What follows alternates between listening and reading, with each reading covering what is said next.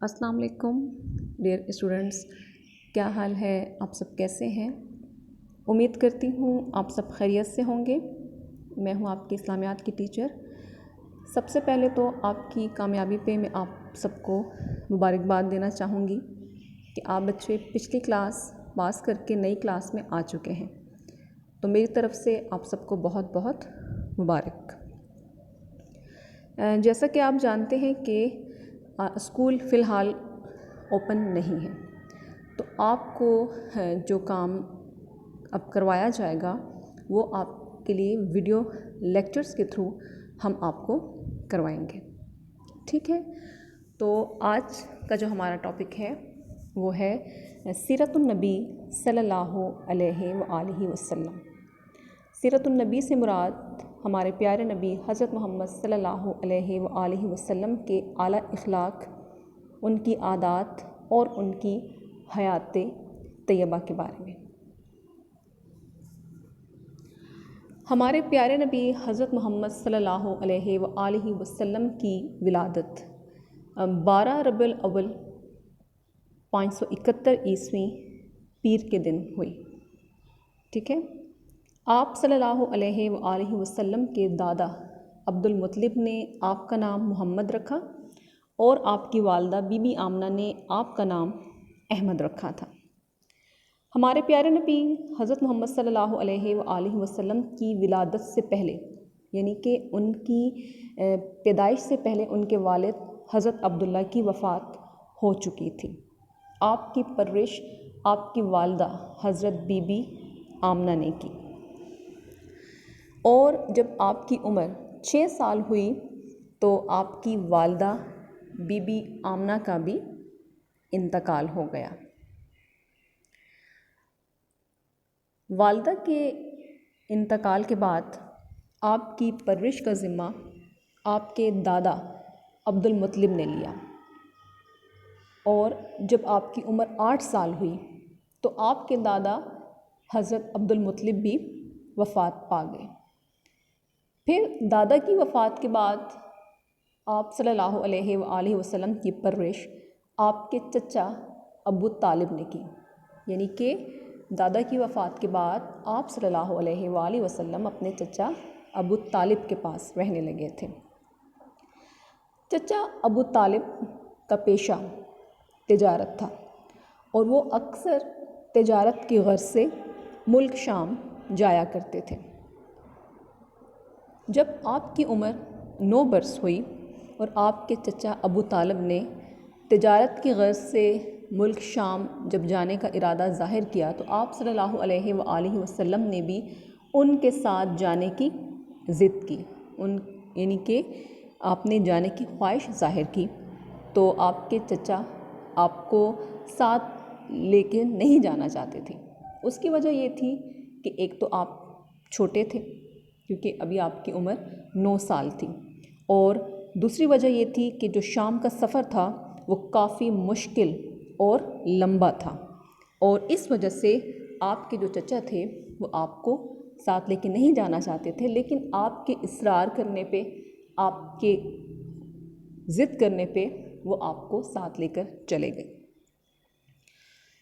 جب یہ قافلہ راستے میں ایک جگہ ٹھہرا تو وہاں پہ ایک عیسائی راہب سے چچا ابو طالب کی ملاقات ہوئی، اور عیسائی راہب نے حضور صلی اللہ علیہ وآلہ وسلم کو جب دیکھا تو وہ حیران ہو گیا، اور ابو طالب سے پوچھا کہ یہ لڑکا کون ہے؟ تو ابو طالب نے یہ جواب دیا کہ یہ میرا بیٹا ہے۔ عیسائی راہب نے کہا کہ یہ تمہارا بیٹا نہیں ہو سکتا، کیونکہ اس کا چہرہ نبی کا چہرہ ہے، اور ہماری کتابوں میں آخری نبی کی نشانی یہ ہے کہ وہ یتیم ہوں گے۔ یتیم سے مراد کہ ان کے یعنی کہ والد نہیں تھے نا، ان کے والد کا انتقال ہو چکا تھا، تو یتیم اس کو کہا جاتا ہے جن کے سر پہ باپ کا سایہ نہ ہو۔ اور اس عیسائی نے یہ بھی کہا کہ اس لڑکے میں آنے والے نبی کی تمام علامات، تمام نشانیاں موجود ہیں، بس اس بچے کو یہودیوں سے محفوظ رکھنا۔ اس کے بعد یہ قافلہ بصرہ پہنچا۔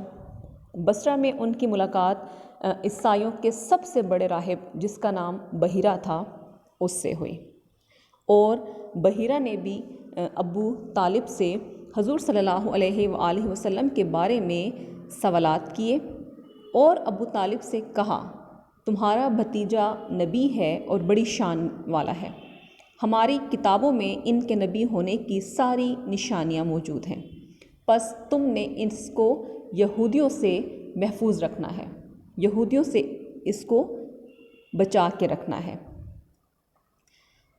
ایسا نہ ہو کہ نعوذ باللہ وہ اس کو کہیں قتل نہ کر دیں۔ تو چچا ابو طالب یہ بات سن کے پریشان ہو گئے، تو انہوں نے ایسا کیا کہ مزید آگے سفر کرنے کی بجائے انہوں نے اپنا تجارتی جو سامان تھا انہوں نے بصرہ میں ہی فروخت کیا، اور وہ اس کے بعد آپ صلی اللہ علیہ وآلہ وسلم کو لے کر مکہ واپس آ گئے۔ اب ان عیسائیوں نے تو بتا دیا تھا نا کہ ہمارے جو کتابوں میں آخر نبی کی یہ نشانیاں ہیں، تو مطلب یہ کہ اللہ تعالیٰ نے حضرت محمد صلی اللہ علیہ وآلہ وسلم کو بچپن میں ہی ان پہ نبی ہونے کی علامات ظاہر کر دی تھیں۔ آپ صلی اللہ علیہ وآلہ وسلم چونکہ صادق اور امین تھے، ٹھیک ہے، صادق کے معنی سچا، امین کے معنی امانت دار، تو اللہ تعالیٰ کی طرف سے آپ صلی اللہ علیہ وآلہ وسلم کو صادق اور امین کا لقب ملا، یعنی کہ سچے اور امانت دار۔ آپ لوگوں میں کس لقب سے مشہور تھے؟ صادق اور امین کے نام سے مشہور تھے۔ جب آپ صلی اللہ علیہ وآلہ وسلم جوان ہوئے تو آپ نے بھی تجارت کا پیشہ اختیار کیا، اور تجارت کی غرض سے آپ دوسرے شہر، دوسرے ملک جایا کرتے تھے۔ قریش کی ایک خاتون جن کا نام حضرت ختیجہ رضی اللہ تعالیٰ عنہا تھا، وہ ایک قریش کی مالدار خاتون تھی، ٹھیک ہے، اور ان کو تجارت کے لیے ایک سچے آدمی کی ضرورت تھی۔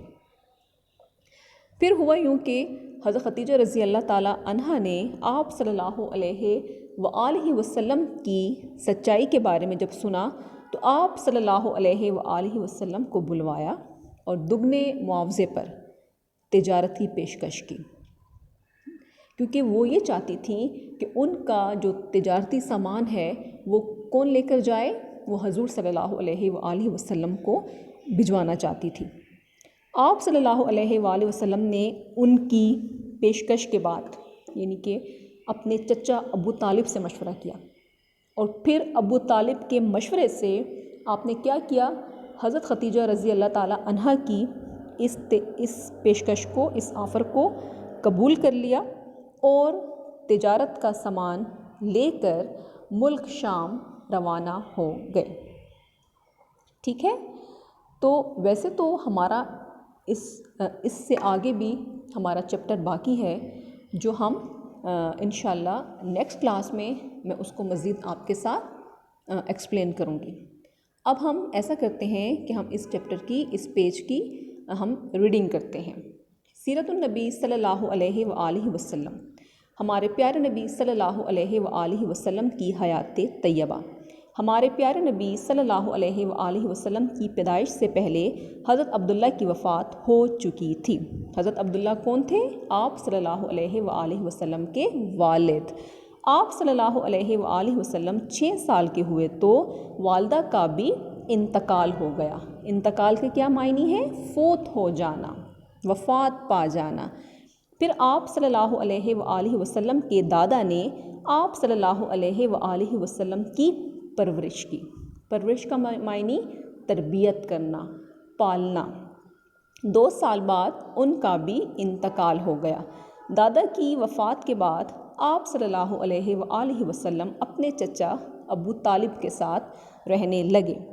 حضور صلی اللہ علیہ وآلہ وسلم جب 9 برس کے ہوئے، 9 برس یعنی کہ 9 سال کے ہوئے، تو ابو طالب نے تجارت کی غرض سے شام جانے کا ارادہ کیا۔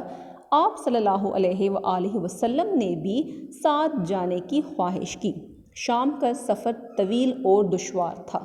طویل کے معنی لمبا اور دشوار کے معنی مشکل، اور آپ صلی اللہ علیہ وآلہ وسلم ابھی چھوٹے تھے، اس لیے آپ صلی اللہ علیہ وآلہ وسلم کے چچا نے منع کیا۔ حضور صلی اللہ علیہ وآلہ وسلم کے اصرار پر وہ آپ صلی اللہ علیہ وآلہ وسلم کو ساتھ لے گئے۔ اصرار کے معنی ضد کرنا۔ راستے میں ایک جگہ ابو طالب کا قافلہ ٹھہرا، وہاں ایک عیسائی راہب آپ صلی اللہ علیہ وآلہ وسلم کو دیکھ کر چونک گیا۔